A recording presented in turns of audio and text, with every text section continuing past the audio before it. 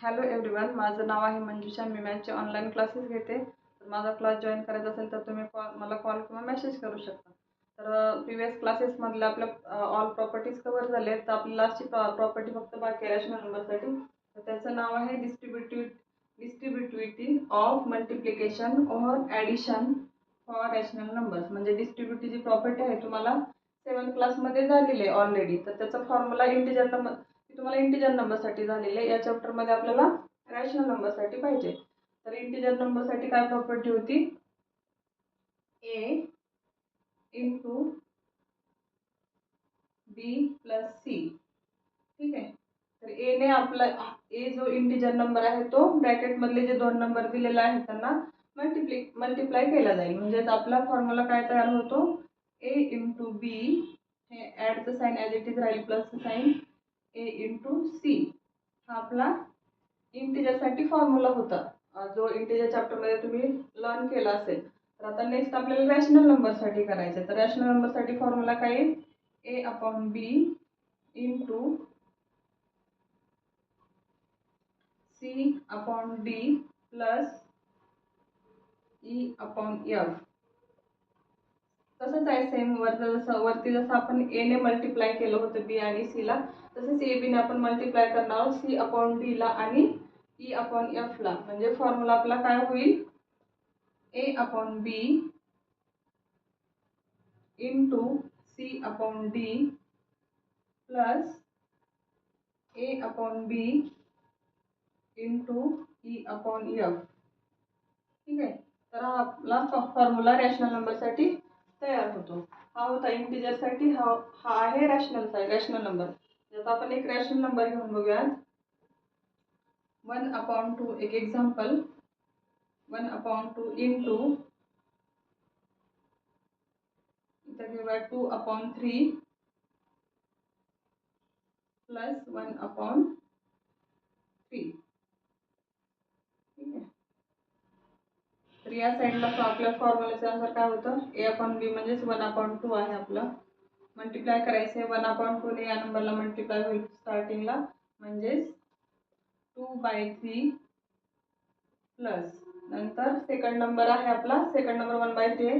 तर 1/2 ने 1/3 ला मल्टिप्लिकेशन होईल. ते प्लसचं साईन ॲज इट इज घेतलंय. तर 1/2 इंटू 1/3. तर हे नंबर आपल्याला मिळतात. तर फर्दर सॉल्व करण्यासाठी स्पेस नाही, तर मी एकच मिनिट या साईडला सॉल्व करते.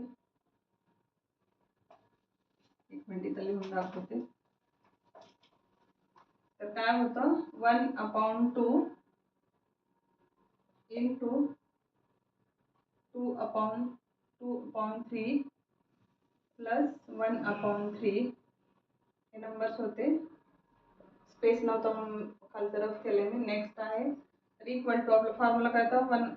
1/2 इंटू 2/3 प्लस 1/2 इंटू 1/3. ठीक आहे. तर यामध्ये काय होतं? आता दोन्ही साईडचे आपले जे आहे distributive of multiplication over addition for rational numbers. तर इथं हा ओव्हर ॲडिशन म्हणजे काय? ॲडिशनचा एक ब्रॅकेट आहे आणि तुम्हाला तो रॅशनल नंबर दिलेला आहे. तर त्या दोन रॅशनल नंबरला तुम्हाला मल्टिप्लिकेशन करायचं आहे. तर सेम तसंच दोन्ही साईडचे आन्सर सेम आलं तर आपली ही डिस्ट्रीब्युटिव्ह प्रॉपर्टी जी आहे ती रॅशनल नंबरसाठी ॲप्लिकेबल आहे. डिस्ट्रीब्युटिव्ह प्रॉपर्टी म्हणजेच काय? तर आपण सॉल्व करून बघा, दोन्हीकडचे आन्सर सेम आले तर आपण केलेलं जे एक्झाम्पल आहे ते बरोबर आहे आणि ती डिस्ट्रीब्युटिव्ह प्रॉपर्टी जी आहे ती रॅशनल नंबरसाठी फॉलो होते. ठीक आहे. तर फर्स्ट टाइम आपण हे सॉल्व करूया. तर 1 इंटू 2 येतं आणि 2 इंटू 3 6 प्लस 1 इंटू 1 1 2 इंटू 3 6. तर दोन्ही डिनॉमिनेटर सेम आहेत म्हणून आपण त्याला कॉमन घेऊयात. 2 प्लस 1/6. तर आपलं आन्सर येतं 3/6. म्हणजे फायनल आन्सर 3 1 जा 1 3 3 2 जा 6 म्हणजे 1/2 येतं. आन्सर येतं 1/2. तसंच सेम तिकडचं 1/2 आलं म्हणजे इकडच्या साईड पण 1/2 यायला पाहिजे. तर पहिल्यांदा आपला जो रूल आहे, पहिल्यांदा आपण ब्रॅकेट सॉल्व करतो. ब्रॅकेटमध्ये आहे तर 3 × 2, ठीक आहे. इथं पण सेमच 3 कॉमन आहे म्हणजेच 2 + 1/3, 1/2 × 2 + 1 3/3.